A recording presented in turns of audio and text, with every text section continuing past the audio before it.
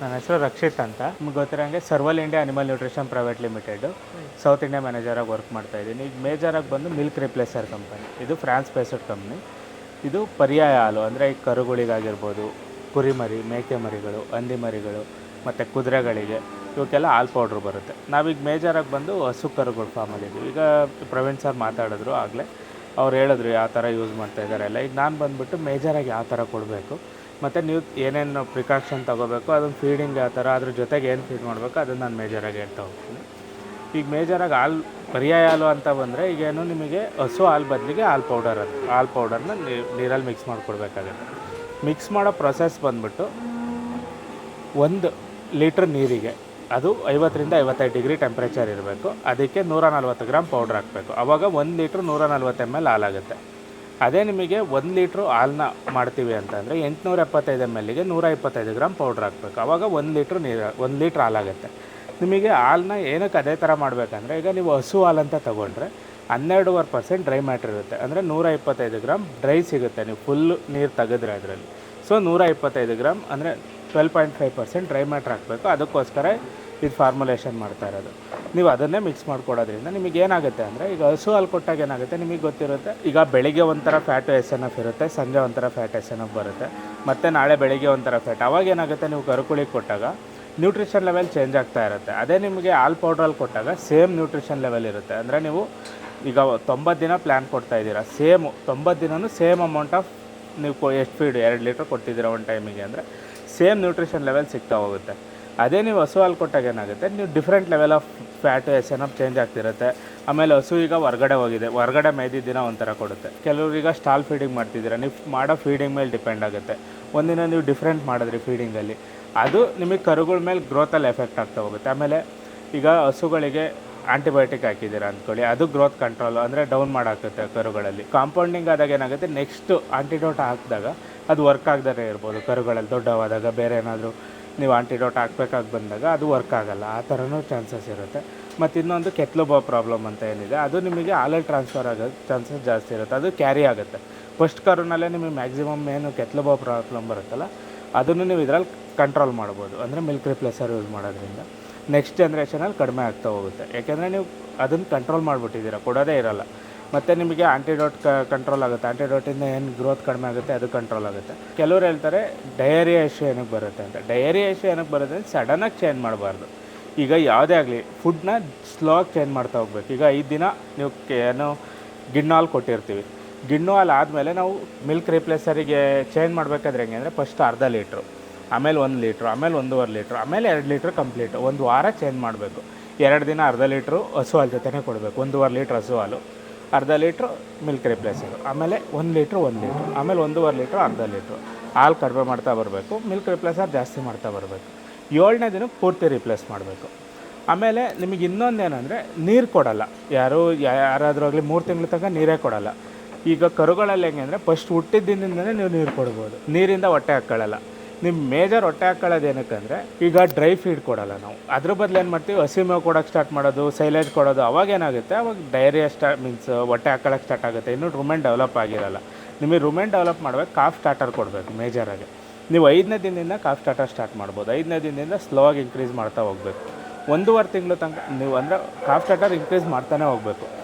ದಿನ ಅಂದರೆ ವಾರಕ್ಕೊಂದ್ಸಲ 100 to 200 gram increase ಮಾಡ್ತಾ ಹೋಗ್ತೀರಾ. ಅವಾಗೇನಂದರೆ, ಫಸ್ಟ್ ನೀವು 5ನೇ ದಿನದಿಂದ ಇಂಟ್ರೊಡ್ಯೂಸ್ ಮಾಡಿದಾಗ 50ರಿಂದ 100 ಗ್ರಾಮು 150 ಗ್ರಾಮ್ ಈ ಥರ ಇನ್ಕ್ರೀಸ್ ಮಾಡ್ತಾ ಹೋಗಿ. ಫಸ್ಟ್ ಅದು ಅಂದರೆ ಟೇಸ್ಟ್ ಮಾಡೋಕ್ಕೆ ಸ್ಟಾರ್ಟ್ ಮಾಡುತ್ತೆ 5ರಿಂದ ಒಂದು 15 ದಿನ ತನಕ. ಆಮೇಲೆ ಒಂದು 50ರಿಂದ 100 ಗ್ರಾಮ್ ಡೈಲಿ ತಿನ್ನುತ್ತೆ. ಆಮೇಲೆ ಎವ್ರಿ ವೀಕು ಇನ್ಕ್ರೀಸ್ ಆಗ್ತಾ ಹೋಗುತ್ತೆ ಅದು ಫೀಡಿಂಗ್ ಕೆಪಾಸಿಟಿ, ರುಮೆನ್ ಡೆವಲಪ್ ಆಗ್ತಾ ಹೋಗುತ್ತೆ. ಜೊತೆಗೆ ನೀವು ಹಾಲನ್ನೂ ಇನ್ಕ್ರೀಸ್ ಮಾಡ್ತಾ ಹೋಗ್ಬೇಕು. ಹಾಲನ್ನ 2 ಲೀಟ್ರ್ ಇರುತ್ತೆ ಒಂದು ಟೈಮಿಗೆ, 2.5 ಲೀಟ್ರಿಗೆ ತೊಗೊಂಬರ್ತೀರಾ. ನೆಕ್ಸ್ಟ್ ವೀಕಲ್ಲಿ 2 ವೀಕ್ ಅದನ್ನೇ ಮೇಂಟೈನ್ ಮಾಡ್ತೀರಾ. ಆಮೇಲೆ 3 ಲೀಟ್ರ್ ತೊಗೊಂಬರ್ತೀರಾ, 3 ಲೀಟ್ರ್ ಮೇಂಟೈನ್ ಮಾಡ್ತೀರಾ. 3 ಲೀಟ್ರ್ 1.5 ತಿಂಗಳಾಯಿತು. ಈಗ 1.5 kg 1.25 kg ಲೆವೆಲ್ ಮಿಡ್ಲಲ್ಲಿ ತಿನ್ನೋಕ್ಕೆ ಸ್ಟಾರ್ಟ್ ಆಗುತ್ತೆ ಕರು, ಏನೋ ಫೀಡ್ನ, ಕಾಫ್ ಸ್ಟಾರ್ಟರ್ನ. ಆವಾಗ ನೀವು ಹಾಲು ಕಡಿಮೆ ಮಾಡ್ತಾ ಬರಬೇಕು. ಫೀಡ್ 100 ಗ್ರಾಮ್ ಇನ್ಕ್ರೀಸ್ ಆಯಿತು ಅಂದ್ಕೊಳ್ಳಿ, 1 ಲೀಟ್ರ್ ಕಡಿಮೆ ಮಾಡ್ಬೋದು ಹಾಲನ್ನ ಪರ್ ಡೇಗೆ. ಅಂದರೆ ಅರ್ಧ ಲೀಟ್ರ್ ಪರ್ ಟೈಮಿಗೆ ಕಡಿಮೆ ಮಾಡ್ತಾ ಬರ್ಬೋದು. ಸೇಮು ನೆಕ್ಸ್ಟ್ ವೀಕು ಇನ್ನೂ 100 ಗ್ರಾಮ್ ಜಾಸ್ತಿ ಆಯಿತು, ಕಡಿಮೆ ಮಾಡಿ. ಮತ್ತು 4ನೇ ವೀಕು ಇನ್ನೂ 100 ಗ್ರಾಮ್ ಜಾಸ್ತಿ ಮಾಡಿ, ಅದು ಫೀಡ್ ಜಾಸ್ತಿ ಮಾಡೋದು. 500 ml ಪರ್ ಟೈಮು ಹಾಲು ಕಡಿಮೆ ಮಾಡ್ತಾ ಬರೋದು. ಅಂದರೆ ನಿಮಗೆ 2ರಿಂದ 2.25 kg ಲೆವೆಲ್ಲು 3 ತಿಂಗಳಾದ್ಮೇಲೆ ತಿನ್ನೋಕ್ಕೆ ಸ್ಟಾರ್ಟ್ ಆಯಿತು 90 ದಿನ. ಅಥವಾ ನೀವು 70 ದಿನಕ್ಕೆ ಪ್ಲ್ಯಾನ್ ಮಾಡ್ಕೊತೀರಾ, ಅಷ್ಟು ತಿಂತಿದೆಯಾ 70 ದಿನಕ್ಕೆ ನೀವು ಹಾಲು ನಿಲ್ಲಿಸ್ಬೋದು. ಅಥವಾ 90 ದಿನಕ್ಕೆ ತಿಂದಿದೆಯಾ ಅವಾಗ ನಿಲ್ಲಿಸ್ಬೋದು. ನಿಮಗೆ ಅಕಸ್ಮಾತ್ ಕೆಲವ್ರು ಏನು ಮಾಡ್ತಾರೆ, ಬರೀ ಮಿಲ್ಕ್ ಫೀಡಿಂಗ್ ಓವರ್ ಫೀಡಿಂಗ್ ಮಾಡ್ತಾ ಹೋಗ್ತಾರೆ, ಆವಾಗಲೂ ಡಯರಿಯಾ ಚಾನ್ಸಸ್ ಇರುತ್ತೆ. ಓವರ್ ಫೀಡಿಂಗ್ ಆದಾಗ ಏನಾಗುತ್ತೆ, ನಿಮಗೆ ಅಬೋಮಜಮ್ ಅಂತ ಏನಿದೆ ಅಲ್ಲಿಂದ ಹೊರಗಡೆ ಬರೋಕ್ಕೆ ಸ್ಟಾರ್ಟ್ ಆಗುತ್ತೆ ಹಾಲು, ಅದೆಲ್ಲ ರುಮೆನಿಗೆ ಹೋಗುತ್ತೆ. ರುಮೆಲ್ನಲ್ಲಿ ಮೈಕ್ರೋಬ್ಸ್ ಜೊತೆ ಇಂಟ್ರಾಕ್ಟ್ ಆದಾಗ ಏನಾಗುತ್ತೆ, ನಿಮಗೆ ಡಯರಿಯಾ ಇಶ್ಯೂ ಬರುತ್ತೆ. ಅದನ್ನು ಕಂಟ್ರೋಲ್ ಮಾಡೋಕ್ಕೆ ಏನು ಮಾಡಬೇಕಂದ್ರೆ ಮ್ಯಾಕ್ಸಿಮಮ್ ನಿಮಗೆ ಅಂದರೆ ಮಿಲ್ಕ್ ಫೀಡಿಂಗ್ ಕೆಪಾಸಿಟಿ 12% ಮ್ಯಾಕ್ಸಿಮಮ್. ಅದು ಆಪ್ಟಿಮಮ್ ಲೆವೆಲ್ ಅಂದರೆ 10% ಆಫ್ ಬಾಡಿ ವೇಟ್. ಅಂದರೆ 40 kg ಇದೆ ಅಂದರೆ ದಿನಕ್ಕೆ 4 ಲೀಟ್ರ್ ಆಪ್ಟಿಮಮ್ ಲೆವೆಲ್. ಅದೇ 60 kg ಹೋಯ್ತಾ 6 ಲೀಟ್ರ್ ದಿನಕ್ಕೆ. ಅದ್ರ ಬಾಡಿ ವೇಟಿಗೆ 10% ಕೊಡ್ತಾ ಹೋಗ್ಬೇಕು ನೀವು ಫೀಡಿಂಗು. ಅದು 1.5 ತಿಂಗಳ ತನಕ. ಆಮೇಲೆ ನೀವು ಡ್ರೈ ಫೀಡ್ ಕೊಡೋದ್ರಿಂದ ಕಡಿಮೆ ಮಾಡ್ತಾ ಬರ್ಬೋದು. ಏನಂದರೆ ನೀವು 3 ತಿಂಗಳಿಗೆ ನಿಲ್ಲಿಸ್ತಿದ್ದೀರ ಹಾಲು ಅಂದರೆ ಅಷ್ಟರೊಳಗಡೆ ಡ್ರೈ ಮ್ಯಾಟ್ರಿಂದ ಫೀಡ್ ಅಂದರೆ ಅದು ವೆಯ್ಟ್ ಗೇನ್ ಆಗೋಕ್ಕೆ ಸ್ಟಾರ್ಟ್ ಆಗಿರಬೇಕು. ಅವಾಗಷ್ಟೇ ನಿಮಗೆ ಕಂಪ್ಲೀಟ್ ವೆಯ್ಟ್ ಗೇನ್ ಸಿಗುತ್ತೆ ನಿಮಗೆ. ಅಂದರೆ ಈಗ 35ರಿಂದ 40 kg ಅಲ್ಲಿ ಕರು ಹುಟ್ಟಿದೆ ಅಂತ ಅಂದರೆ ಅದು ಮಿನಿಮಮ್ 90 ದಿನ ಆಗೋದ್ರೊಳಗಡೆ ಮಿನಿಮಮ್ 120ರಿಂದ 130 kg ವೆಯ್ಟ್ ಗೇನ್ ಬಂದರೆ ನಿಮಗೇನಾಗುತ್ತೆ 11ರಿಂದ 12 ತಿಂಗಳೊಳಗಡೆ ನೀವು ಇನ್ಸಮಿನೇಟ್ ಮಾಡ್ಬೋದು, 350 kg ರೀಚ್ ಮಾಡ್ಬೋದು. ಏಕೆಂದರೆ ಫಸ್ಟ್ 3 ತಿಂಗಳೇನಿದೆ ಫೀಡ್ ಕನ್ವರ್ಷನ್ ರೇಷಿಯೋ ಅಂತೀವಿ. ಅಂದರೆ 1 kgಗಿಂತ ಎಷ್ಟು ಕನ್ವರ್ಟ್ ಆಯಿತು, ಅಂದರೆ 1 kg ನೀವು ಫೀಡ್ ಕೊಟ್ಟರೆ ಅದು ಎಷ್ಟು ತೂಕ ಕನ್ವರ್ಟ್ ಆಯಿತು, ಅದು ಜಾಸ್ತಿ ಇರುತ್ತೆ. ನಾವು ಅದರಿಂದ ಆ 3 ತಿಂಗಳ ಮೆಜಾರಿಟಿ ಯುಟಿಲೈಸೇಷನ್ ಮಾಡ್ಕೋಬೇಕು. ಅದನ್ನು ನಾವು ಯುಟಿಲೈಸ್ ಮಾಡ್ಕೊಂಡಾಗ ನಿಮಗೆ ಒಳ್ಳೆ ಗ್ರೋತ್ ಬರುತ್ತೆ 3 ತಿಂಗಳಾದಮೇಲೆ ಕೂಡ. ಸೊ ನೀವು ಅದನ್ನು ಮೇಂಟೈನ್ ಮಾಡ್ಬೋದು. ಮತ್ತು ಇದರಿಂದ ಮ್ಯಾಸ್ಟೈಟಿಸು ಅದು ಪ್ರಾಬ್ಲಮ್ ಕಡಿಮೆ ಮಾಡ್ಕೋಬೋದು ನೆಕ್ಸ್ಟ್ ಜನ್ರೇಷನ್ಸಲ್ಲಿ. ಮತ್ತು ನೀವು ಬೇಕಾದರೆ ಸರ್ಚ್ ಮಾಡ್ಬೋದು, ಮಿಲ್ಕ್ ರಿಪ್ಲೇಸರ್ ಕೊಡೋದ್ರಿಂದ ನೆಕ್ಸ್ಟ್ ಜನ್ರೇಷನ್ ಮಿಲ್ಕ್ ಈಲ್ಡು ಜಾಸ್ತಿ ಆಗುತ್ತೆ. ಏಕೆಂದರೆ ಬೋನು ನಿಮಗೇನು ಕ್ಯಾಲ್ಶಿಯಮ್ ಕಂಟೆಂಟು ನಿಮಗೆ ಮಿನರಲ್ಸ್ ಮೆಜಾರಿಟಿ ಸಿಗೋದ್ರಿಂದ ಮಿನಿಮಮ್ ಅಂದರೂ 5% ತನಕ ಮಿಲ್ಕ್ ಈಲ್ಡ್ ಜಾಸ್ತಿ ಆಗೋ ಚಾನ್ಸಸ್ ಇರುತ್ತೆ. ಸೊ ನೀವು ಮಿಲ್ಕ್ ರಿಪ್ಲೇಸರಿಂದ ಇಷ್ಟೆಲ್ಲ ಅಡ್ವಾಂಟೇಜ್ ಬರುತ್ತೆ. ಮತ್ತು ಪ್ರೈಸಿಂಗು ನಿಮಗೆ ಹಾಲಿಗಿಂತ ನಿಮಗೆ ಕಡಿಮೆ ಪ್ರೈಸು ಆಗುತ್ತೆ.